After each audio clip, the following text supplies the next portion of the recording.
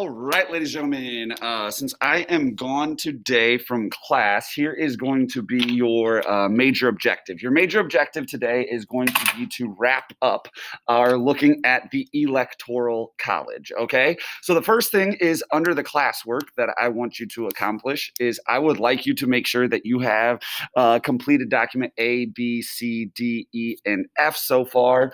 I know a lot of you have done that already, so you should be good to go. If not, make sure you have done that. Secondly, what I would like you to do is this: should we get rid of the Electoral College wrap up? All right. And what this is right here is this is a document kind of going back through everything we've learned about the Electoral College. I want you to kind of wrap up. All right. So I've got like the first three questions is kind of the first question is explain to me what is the Electoral College in your own words. Like how exactly does the process we use to choose president, how exactly does that work? Explain that in a few sentences right there. The next one is, do you think the winner of a presidential election should just be the person that wins the popular vote, the most votes in the United States? Do you think that would be a better system than what we have now? All right. What about this one?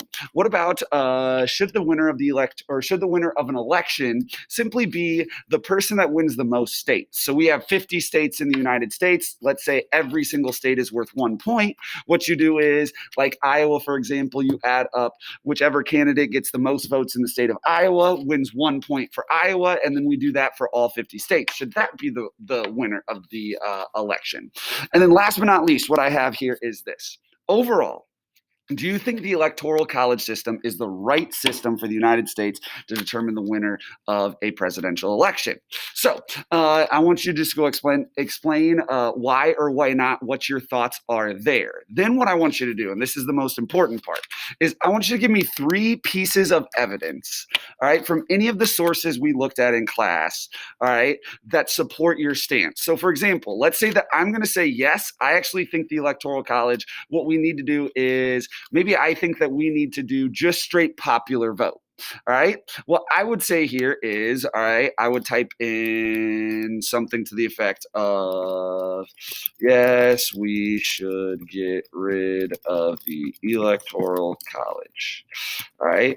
And I might say something like the popular vote should be what counts, because in a democracy, what the majority of people want should be what happens. All right, something like that. All right, the popular vote should be what counts. All right, because what the majority of people want, that's exactly what should happen. All right, then what I'm going to do here is this. I've got a link that's going to open up to some PDFs. This is all things that we've looked at. So we've got different documents, those documents that we talked about. All right, I took out all the questions and I went to just those straight documents. And I might come down here to document F. And in document F, I might show, like, look at this. Since we've been doing the Electoral College, there's been 1, 2, 3, 4, 5 different times where who the people voted for, the person with the most votes from the American people, did not win the Electoral College, or did not win the Electoral College and didn't become president. That doesn't seem like that big of a deal, but if that happens 5 times, is that really a democracy? All right, would be maybe my question that I have. All right, so what I would do here is I would say this comes from document F, and then I would say in the past there have been 5 times where the winner of the presidency did not have the most votes from the American people. All right, so I might say something like that. All right, in the past, there's been 5 times where the winner of the presidency did not have the most votes for the American people.